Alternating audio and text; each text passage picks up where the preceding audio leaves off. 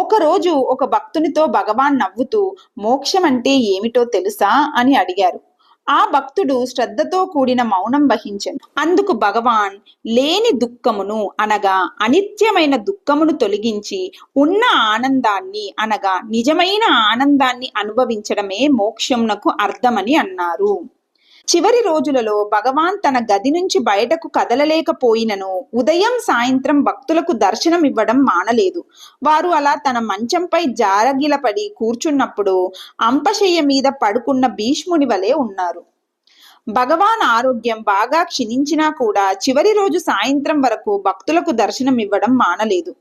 వారి యొక్క ఆరోగ్యం అతి త్వరగా క్షీణించి చివరి దశకు చేరుకున్నదన్న వార్త వ్యాపించగానే వందలాది భక్తులు వారి చివరి దర్శనంనకై తిరువణ్మలై చేరుకున్నారు. అప్పుడు స్త్రీ పురుషులు, ధనికులు, పేదలు, పండితులు, పామరులు,